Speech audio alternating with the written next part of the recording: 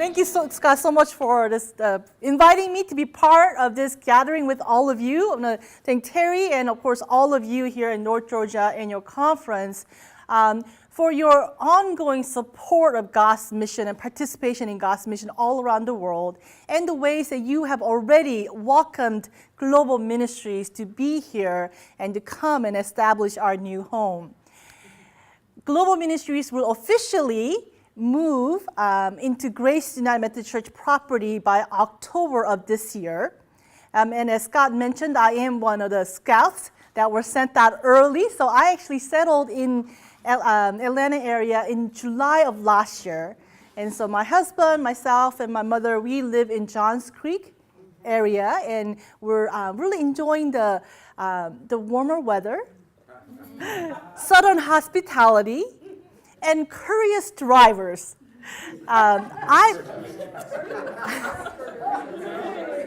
Occasionally, I think we find some people from New York still on the road.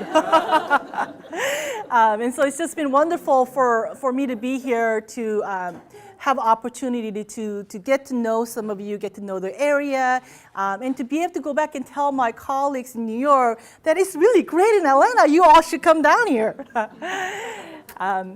So I lived in New York area. I've been with Global Ministries for about 4.5 years, and so I lived in New York for about 4 years. And prior to that, I'm actually from Southern California, where it never rains, and so this whole rain thing is new to me as well. But I'm an ordained elder in the California Pacific Annual Conference. I've served churches in LA and Orange County area, and really served what we call a cross-cultural appointment, in that I am Korean American. I was born in Korea. I was 11 when I came to the United States. But I served the Anglo congregation. So although I feel that I am more American than Korean a lot of times, that still was an experience for myself and for our congregation to kind of get used to having a racial, ethnic, at the time I was single, I'm married now. At the time I was single, I was female. I was the youngest pastor they ever had as a senior pastor.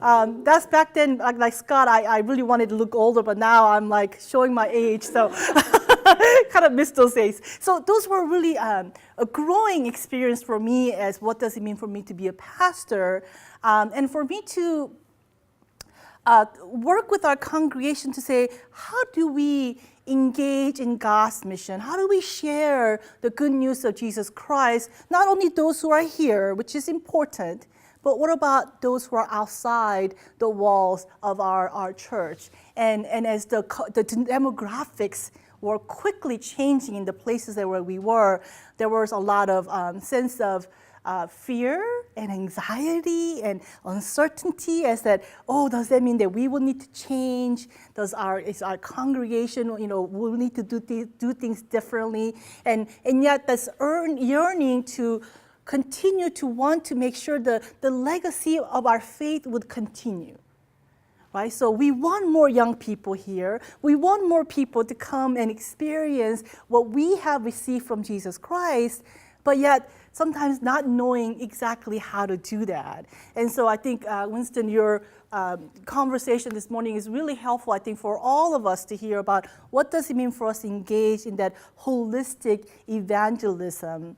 And that really involves everybody that's part of the church, not just the committee. It's really the work of the entire church, as Christ has commanded us. And likewise, we as a church has been entrusted with this mission that God has been involved in and engaged in from beginning of the creation.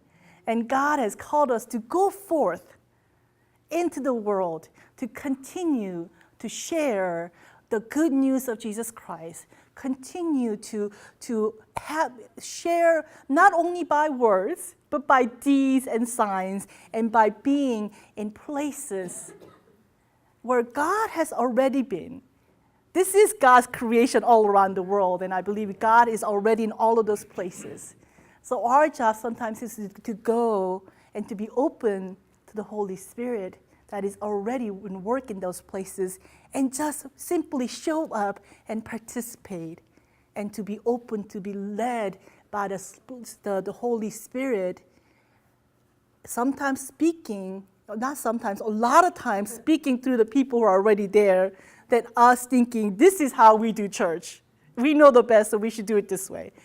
And so the work of Global Ministries as your mission agency, every single one of you here are supporters of the mission through the General Board of Global Ministries, because our work is made possible through your prayers and also your financial giving and all of the ways that you partner. So I'm very thankful for North Georgia Annual Conference and each and every one of you for the ways that you are already participants and partners in this mission.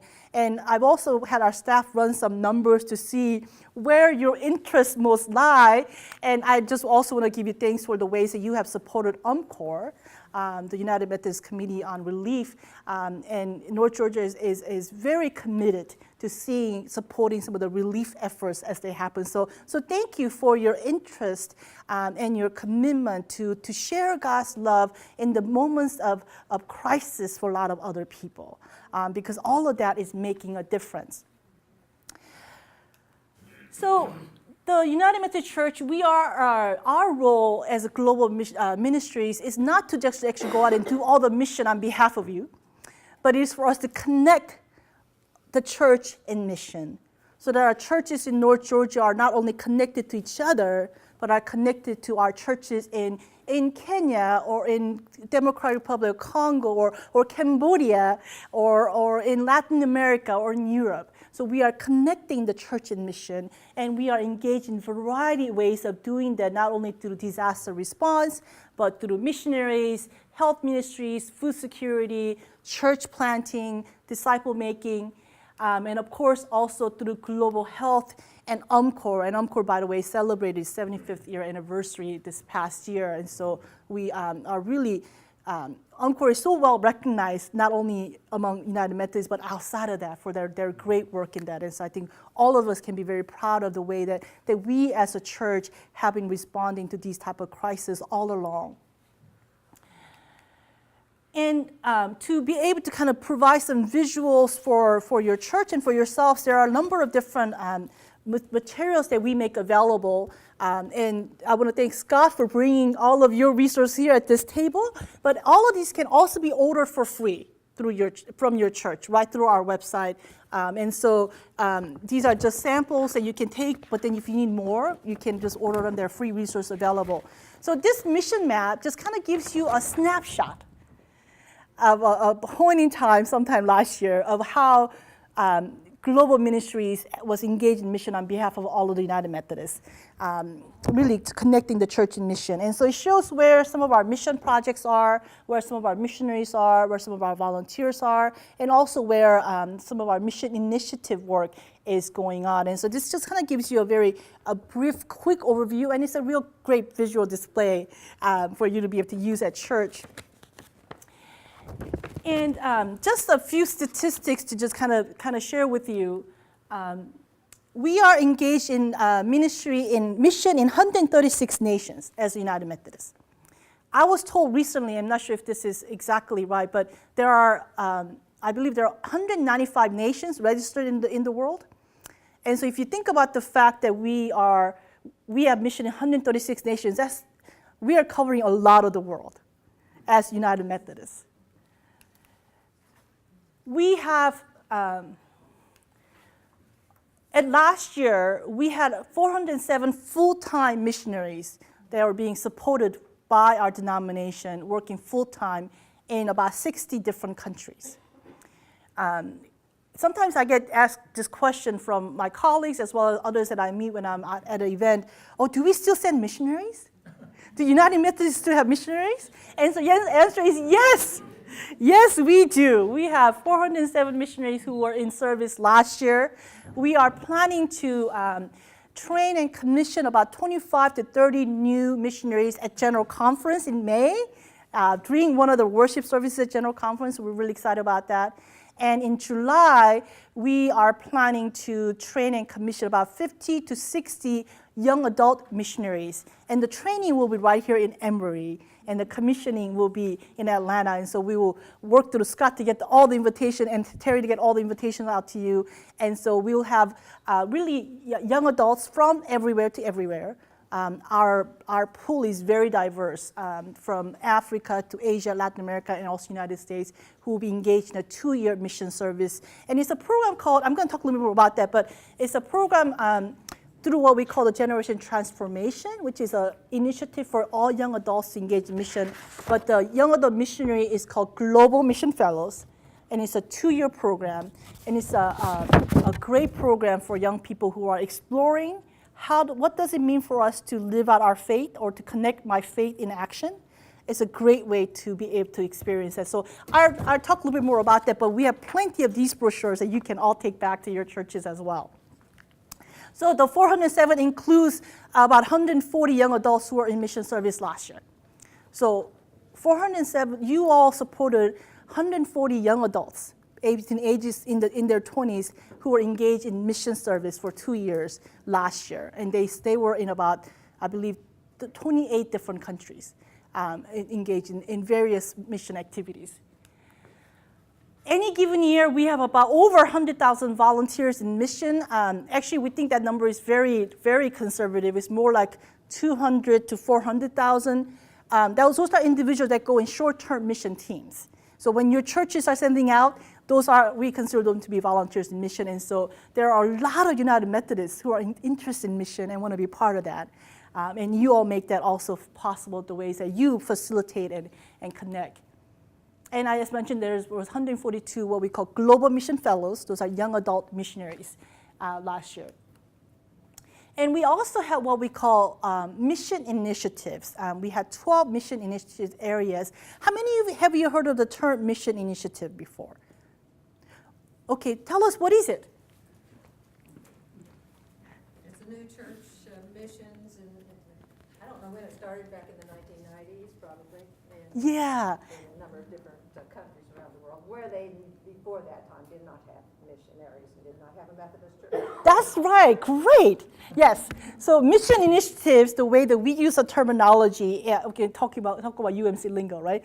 The way that we use the mission initiatives with the capital M and capital I at Global Ministries and for the United Methodists, that these are countries or regions where there has not yet been a United Methodist presence. And we establish that as a mission initiative, and our role is to engage in mission, holistic mission in those places where United Methodist presence can be established. And so not just a one Methodist church, three congregations, but really an annual conference or maybe even an autonomous church can result from the mission effort that is going on. And so Scott didn't have, this just came off the press, the revised version. I think that maybe that's why Scott didn't have any. But the mission initiative folder, this again you can get by contacting us. It gives you information about each one of those areas. It has Cambodia still in the front, but they're going to become autonomous pretty soon. But these are all the places where there was not yet a United Methodist presence that we are working to establish that. And so that includes work of church planting, but really raising of clergy and lay leaders, and also other types of community development, social justice, sort of that holistic mission in those places. And so we have mission initiatives in 12 different places currently. And just to kind of give you a snapshot of the kind of work that we do through our mission initiatives is that in the last quadrennium, from 2008 to 2012, we established through the work of the mission initiative areas 574 worshiping communities. So they may not be church buildings like the way we see it, but they are worshiping communities that were established, sometimes house churches, because we do have mission initiatives in areas that are mostly Muslim or also communist areas. So sometimes it's not easy for us to establish a church building, but house churches that meet in various places, different faith communities. One of our mission initiatives became a provisional annual conference in 2012, and so you really see how the mission initiative work does lead to a growth of the Methodist Church in general. And our goal for this quadrennium is 600 faith communities. And so we are engaged in making disciples of Jesus Christ all around the world. And of course, my role at Global Ministry is that I oversee the missionary services program area, which basically includes recruitment, training, and ongoing support of all of our missionaries and volunteers. So anytime when you talk with me, I talk more about missionaries than anything else, just because that's my skewed perspective of how mission happens. But out of the 407 missionaries that we have, typically, and let me just go back and share a little bit of story of myself. My grandmother, my maternal grandmother, became a Christian when she's ethnically Korean, but they were living in China like 100 years ago now, when she came to know Jesus Christ through work of some of the missionaries and some of the local pastors there. And so it was through her faith that my grandfather eventually became Christian. And then once they came back to South Korea, my uncle became a pastor. And so it's really the legacy. We see the legacy of the work of some of these missionaries that happened even 100 years ago, how we're coming in this circle of life that I get to come back to the United States and be a pastor here, the country that has sent those missionaries before, and how now I'm engaged in this mission work. But the missionaries that we typically think about from like 20, 30, 40 years ago, or definitely 100 years ago, they look more like my husband. He's a tall, Caucasian, white American, blue-eyed person. And so when I was being introduced to my new church, and I showed up with my husband, they all went to him and said, "We're so glad you're going to be our pastor." And I'm like, "Oh, it's me." But stereotypes, that's what it is. So he looks like your typical missionary that we think about, right? Someone from the Western nation coming to be the preacher, to proclaim Jesus Christ. And really the pastor type is what we typically think of as missionary. Well, in today's context, more than half of our missionaries are not clergy, because we find that actually the local leaders can be great pastors. They're actually even better because they know the language, they know the culture, they have all the networks. So what we're finding is that we need missionaries who have very specialized skills, experience, things that would really help to strengthen the mission in those places, and people with experience that they may not have readily be available in those countries. So we have missionaries who are pilots, farmers, accountants, teachers, nurses, doctors, pastors, community developers, you name it, journalists. We have missionaries who are from various facets of careers and vocation who are responding to God's calling this way. So Jack is one of our pilots in Democratic Republic of Congo. And as you know, Congo is a fairly big country as far as the land-wise, but with all the different wars and things that have happened, they don't have as good of infrastructure of roads that you would typically expect in a land that big for people to get around. So we have aviation ministries in Congo where our pilots, who are missionaries, are flying people from remote areas to places where they can get medical help in the times of crisis.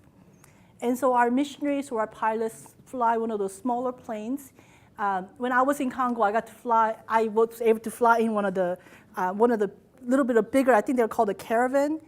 So they're a little bit bigger, and I got to fly in one of those.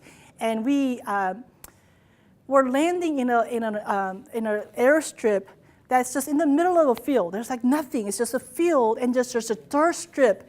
And the pilot, it was actually Gaston, not Jack, who was doing that. He had to circle the area. He goes, "I'm looking to make sure there are no goats," because he doesn't want to run into any goats when he's landing. And then you just kind of have to kind of call ahead and make sure there are people there to kind of clear the airfield. And Terry experienced this as well. Yeah, actually, I flew with Jacques for about 4 days. It was 2 years ago now. But what I can say about the ministry is that this is one of the, I think, probably the only aviation ministry in the world that has indigenous people who are the pilots. And it is absolutely the most effective thing, because those pilots, when they land, little kids come around them like a cookie. They love them. They think the most of them. Just their presence means so much to the people. They fly to places where it's a 2-day walk to get a bottle of aspirin. Mm-hmm. And I mean, when Judy says it's remote, it is hard to even say how remote it is, because during the rainy season, you literally cannot get there by any vehicle. It's got to be an airplane. So it's an incredible missionary, one of the best kept secrets in Methodism, and I would be happy to go to any of your churches and tell you about it. Yes. So Jack is one of our missionaries, along with other pilots who are engaged in this work in Africa. We have Eunha Choi, Grace Choi. She's actually South Korean, and she's her and her husband are serving as missionaries in the Philippines. She is an ordained pastor of the Korean Methodist Church, but also is a licensed nurse, and is a professional musician. She has an amazing voice, as well as she directs choir and teaches music at Harris Memorial College, which is a college for Filipina deaconesses. So all those who want to become deaconesses in Philippines, they go to this college, theological college, to do that.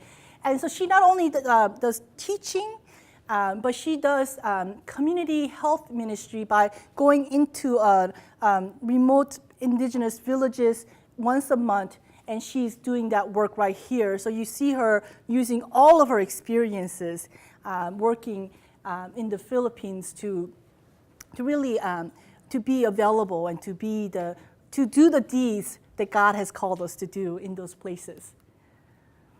Larry Keys is our missionary in Zimbabwe. He actually teaches at Africa University. Africa University, are you familiar with that?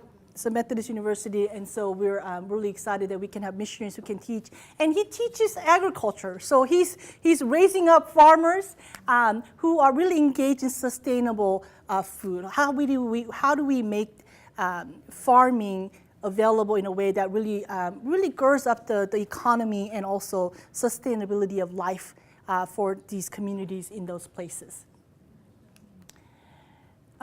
Olga is one of the Global Mission Fellows. So what's a Global Mission Fellow? Yes, the Young Adult Missionary. So she's a Young Adult Missionary. She actually is serving in Switzerland with the World Council of Churches. And she's originally from Democratic Republic of Congo.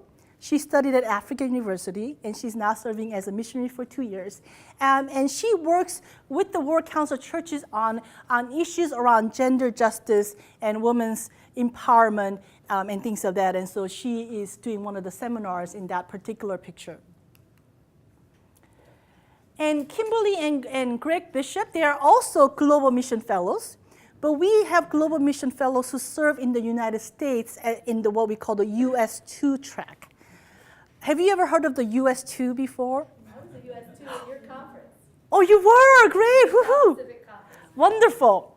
So US2 is a mission service opportunity for young people that has now existed for like 67 years, 68 years. I was there in 79, so Longer than that. I know it started like 1950 something. I always forget exactly where they started.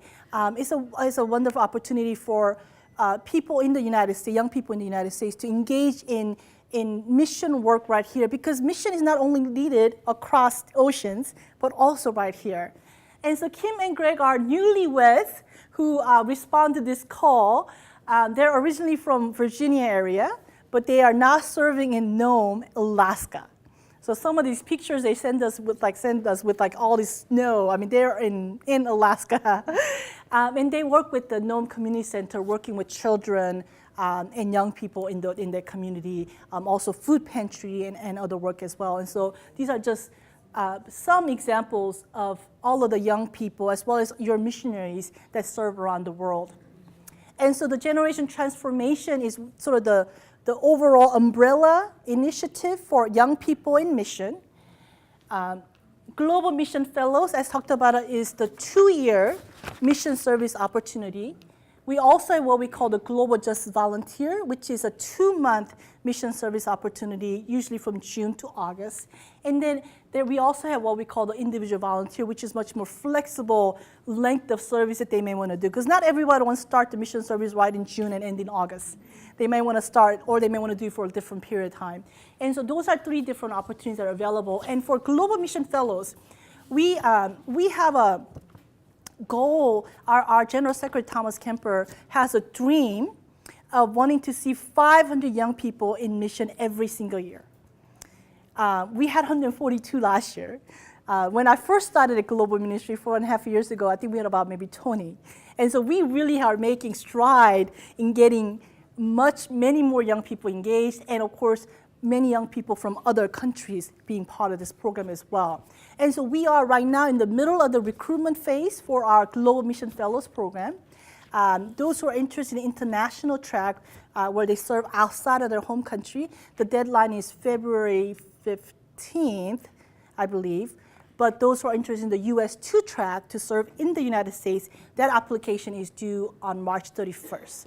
So please take these brochures during the break and share this with your youth pastors, your youth leaders, young adult leaders, and anyone that you feel might be discerning what to do. I'm graduating from college, or might want to, they don't all have to become full-time missionaries for the rest of their lives. It really is a 2-year program where they can have this unique experience of growing in their faith, and also growing in understanding how God can work in and through them. And they're really so blessed by the experience that they get to have with interacting with the communities they're in. And so I want to just strongly encourage sharing of this. And if you have any additional questions about the program, I can share them more later as well. And so, there, of course, I didn't prepare any slides for UMCOR because you're already so engaged in supporting the work of UMCOR, so all the relief efforts around the world. And of course, global health, Imagine No Malaria has been such great, huge success of how all of us as United Methodists have been part of that. And so at this general conference, the new focus area for global health will be unveiled, which is really maternal and child health. And so we want to encourage your continued interest and support of some of those other initiatives that we as Methodist churches engaged in. But,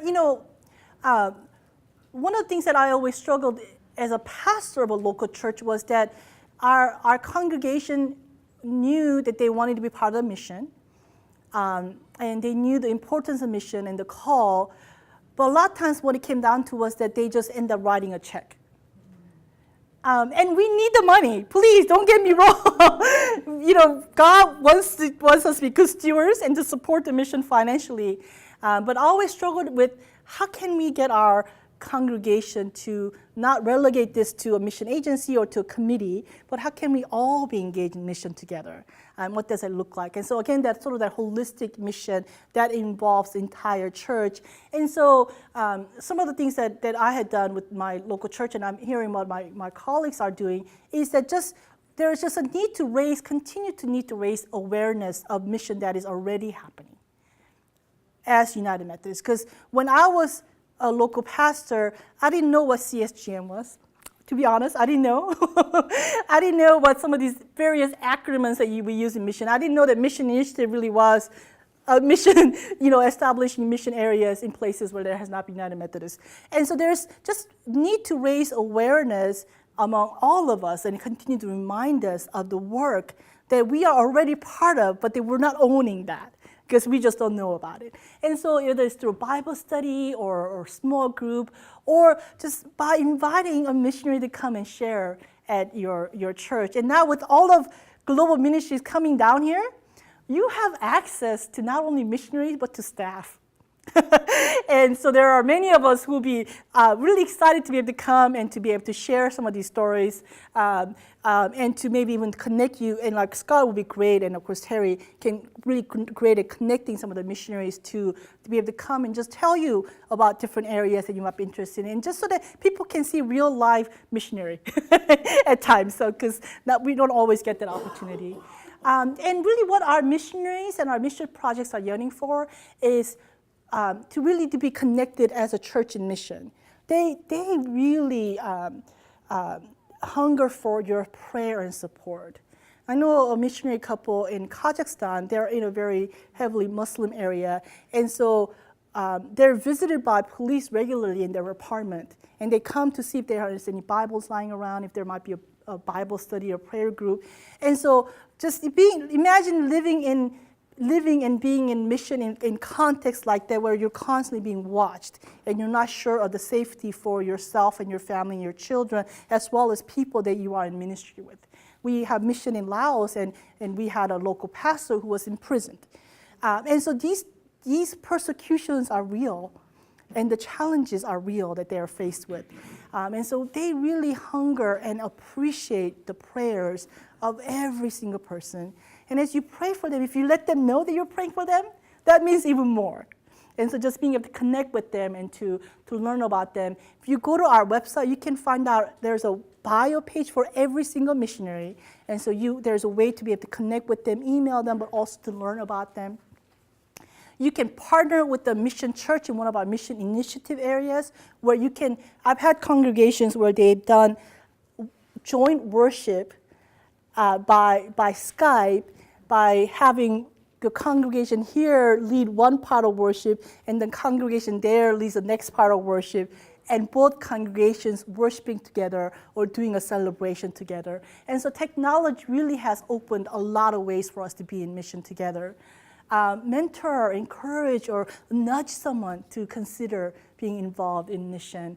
And organize a mission project or a mission trip. And so if you have any questions about how to get more involved in that way, of course, your CSGMs here and Scott, of course, and myself or any one of us at Global Ministry will be more than happy to be able to make those connections for you. And so I know my time is up, but I do really want to reiterate how much we at Global Ministries and how much our missionaries appreciate each and every one of you and your congregations. Your support and prayers mean so much to us. So thank you very much. Thank you. I just wanted to recognize that we have some retired missionaries in the room. Yes. Reverend Warren Harbert and Joe Harbert were in several places, Indonesia and Cambodia. Were you in Vietnam too? No. Okay. And also Zach Martin was a former missionary as well. So I think it's important to know, for you to know that too, just that you've got folks in the room that have lived out what you just shared. Great. Thank you so much. Thank you.